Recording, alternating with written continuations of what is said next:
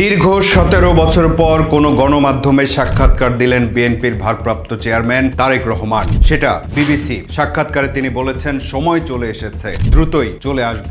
কবে ফিরবেন সে সময় উল্লেখ না করলেও তিনি নিশ্চিত করেছেন যে নির্বাচনে অংশ নেবেন এবং তখন জনগণের সাথেই থাকবেন। সাবেক প্রধানমন্ত্রী ও বিএনপি চেয়ারপারসন খালেদা জিয়া আগামী নির্বাচনে কোনো ভূমিকায় থাকবেন কিনা এর উত্তরে তারেক রহমান বলেছেন, সেটা নির্ভর করছে তার শারীরিক অবস্থার উপর। সাক্ষাৎকারের পুরোটা সময় তিনি নিজেকে একজন রাজনৈতিক কর্মী হিসেবে তুলে ধরেছেন। তিনি কি প্রধানমন্ত্রী হবেন এর উত্তরে বলেছেন, এটা দেশের জনগণ এবং দলের সিদ্ধান্ত। জুলাই অভ্যুত্থানের মাস্টার মাইন্ডের প্রসঙ্গও এসে যায়। বিভিন্ন রাজনৈতিক বক্তব্যে ও আলোচনায় ওই আন্দোলনের মাস্টার মাইন্ড হিসেবে অনেকেরই নাম এসেছে সময়ে সময়ে। এমনকি তারেক রহমানকেও একজন মাস্টার মাইন্ড হিসেবে উল্লেখ করা হয়েছে বিভিন্ন সময়। তিনি কি জুলাই অভ্যুত্থানের মাস্টার মাইন্ড? এই প্রশ্নের উত্তরে তারেক রহমান বলেছেন, না, তিনি নিজেকে জুলাই আন্দোলনের মাস্টার মাইন্ড হিসেবে দেখেন না। বলেছেন, বাংলাদেশের গণতান্ত্রিক রাজনৈতিক দলগুলোর নেতাকর্মীরা বিভিন্নভাবে অবদান রেখেছে। তারপর